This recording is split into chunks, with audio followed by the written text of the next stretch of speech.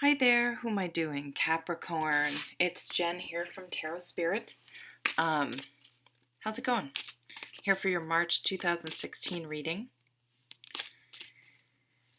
And so I'm going to pull 3 cards from the Shadowscapes deck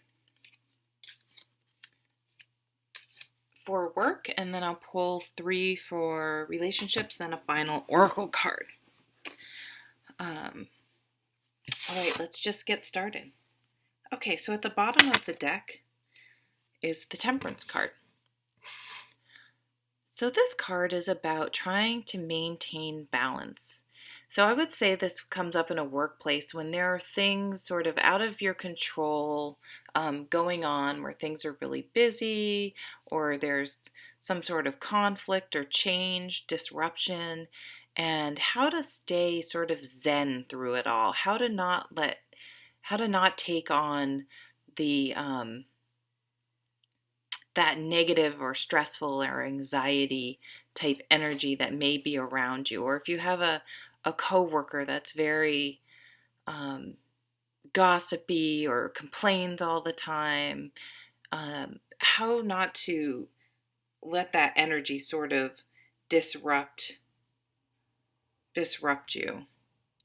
It's interesting. It's kind of, I was saying to some other signs, I suggest getting this app if you have any desire, because the Shadowscapes app, because when you have my only complaint about these cards is that they're so small, you can't see the amazing intricate artwork. But if you have the app, see how you can zoom in and really see. I don't work for her or anything, so you can really see the details. So I would suggest doing that if you like these cards.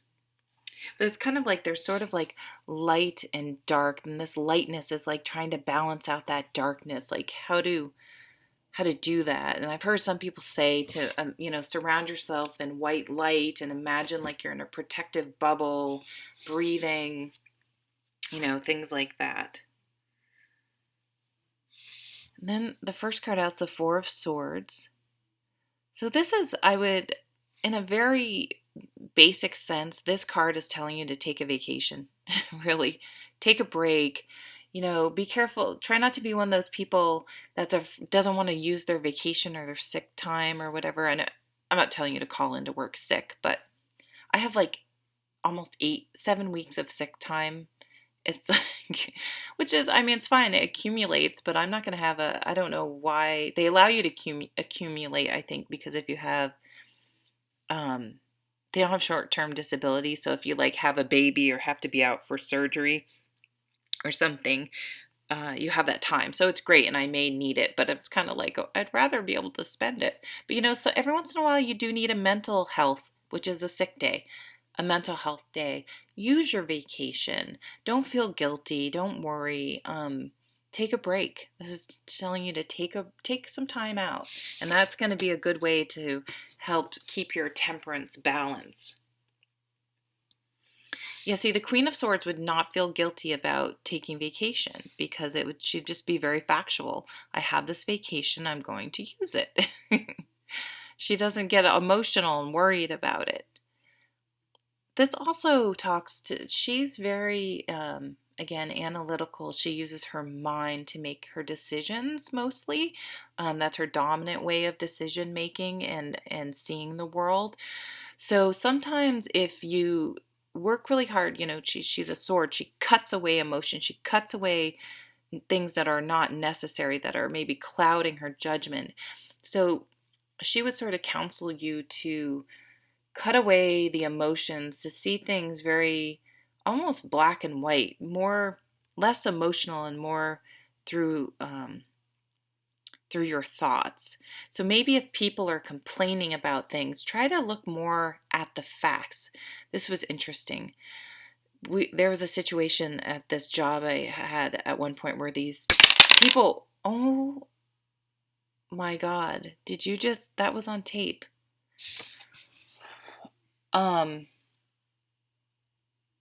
The candle was sort of at the edge of this glass thing and just busted it apart. Wow. Maybe I shouldn't tell the story I was just about to tell. I don't know if that's a sign or not. But wow, I guess I won't tell that story. Just stick to the facts. Just the facts, please, not the emotions. If you have to communicate stuff at work, stick to the facts. Okay, that was kind of intense. I was watching it and like thinking, "Oh, I should just blow that candle out because it's sort of done." But okay. Is this Capricorn I'm doing too? It is, and it's funny. My friend gave that to me who's a Capricorn. Maybe that means I need to give her a call. King of Pentacles. So he's an interesting energy to have with the Queen. So this type of energy would be telling you to bring into your workplace of just like sort of slow and steady wins the race, methodical. Um, Give up instant gratification or like rushing things for, you know, dotting your I's, crossing your T's, and just plugging away and trying not to let. Sometimes, if we have a lot going on at work or we're busy and we're feeling out of balance or stressed, it can be very hard to, the temperance card, stay balanced, take time off when we need it because we feel like there's so much work to do. So calling upon that Queen of Swords to think with your head and not your emotions. And again, he knows that sometimes good work takes time and rushing it is not an option. The Pentacles are kind of all about a process. If you think about earth and nature and living, everything, there's cycles. It takes a certain amount of time for crops to grow. The seasons, they just happen in their time. You can't force it to be summer and winter and vice versa. And so this is just about understanding that there's sometimes a process and things are going to take as long as they take, and there's nothing you can do to rush it. And it sort of takes you off the hook of trying to force something that is unforceable. So try to find ways to keep things calm and steady. Take some time off. The work will be there when you get back. And try not to let negative influences in the workplace get you worked up. Okay, I'm going to draw 3 cards from the Silver Witchcraft Tarot. This is I think Barbara Moore's. So in the relationship category, in some relationships, you're going to be feeling, a little, but we have the star. A lot of things are happening in this reading that just don't usually happen. Candles are exploding, cards are just flying out. I don't think I've ever had a card do that when I've been showing the bottom of the deck. The Five of Pentacles is about feeling shut out, feeling alone, and feeling spiritually defeated. It's sort of a poverty mentality, poverty consciousness.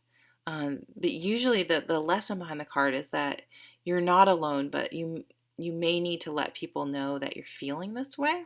Like a very practical way to if you're feeling shut out, is to be like, I'm really feeling left out, and then people may be like, oh no, I didn't mean that.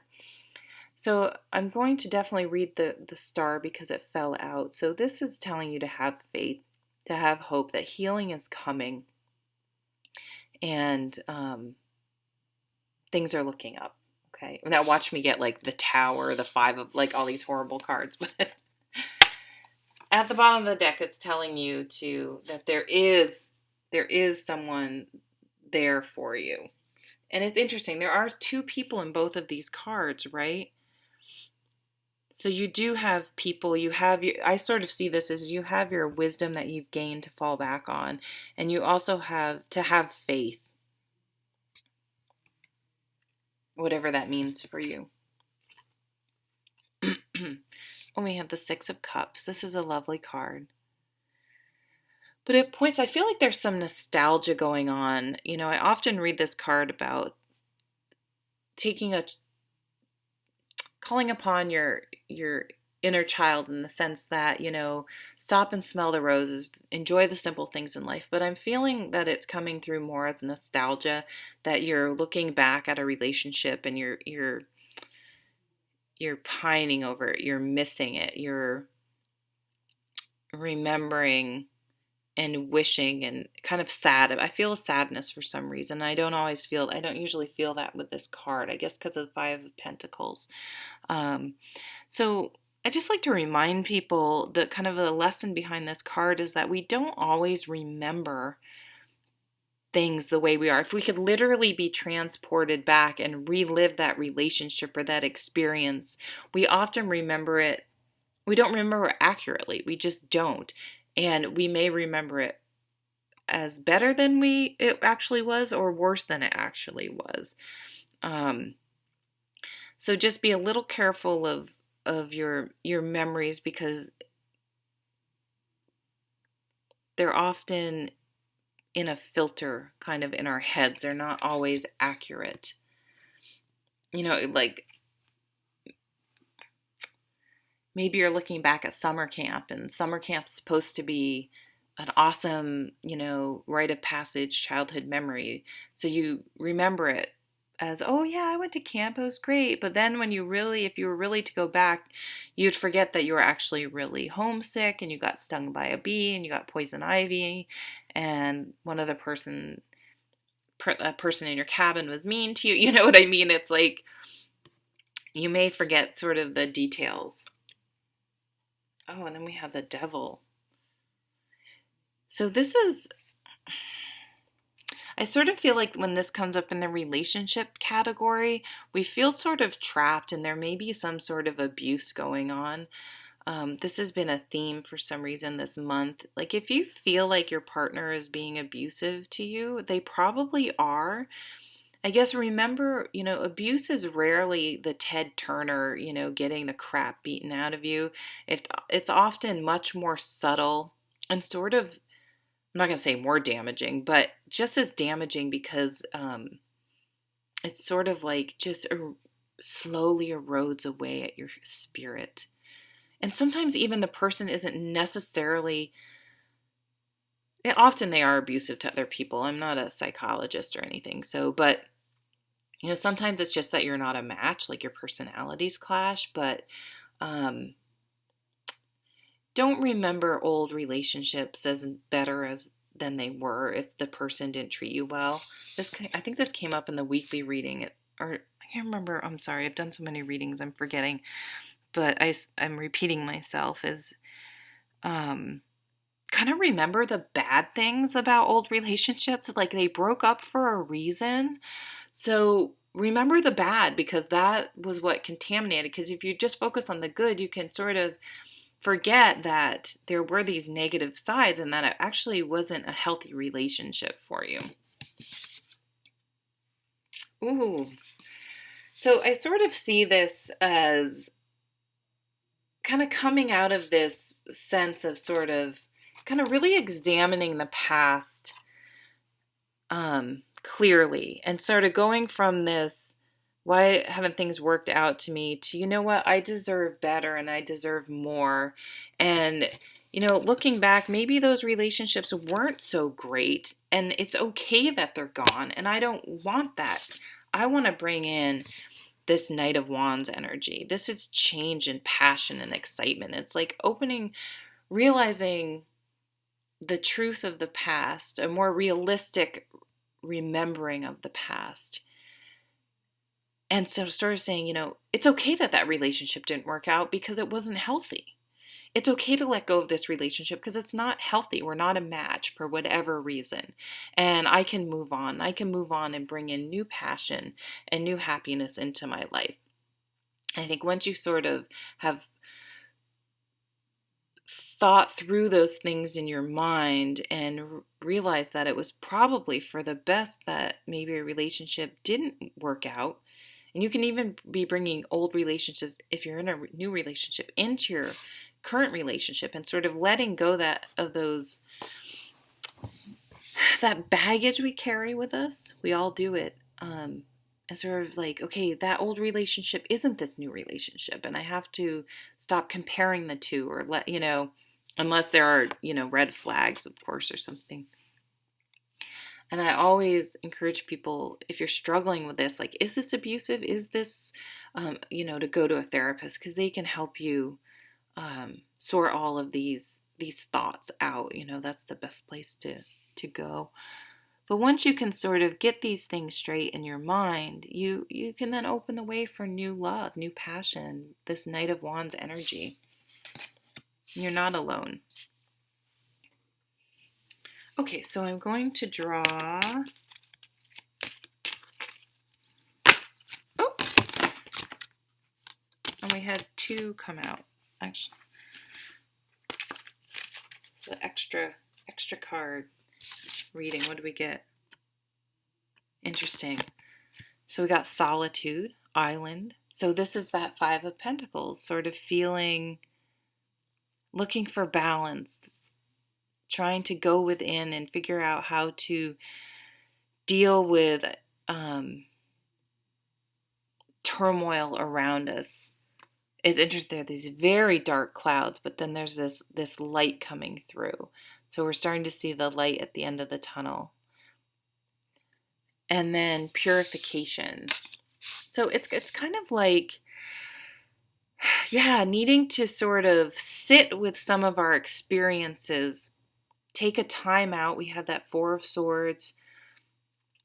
Sit with some of our experiences and process them, and then let them go so we can bring in newness. So I think I'm going to leave it there. Thanks so much for watching. If you have any thoughts about what the exploding candle was, other than just the fact that the glass got hot and it broke, which is the most the most reasonable explanation, put it in the comments. Thanks for watching.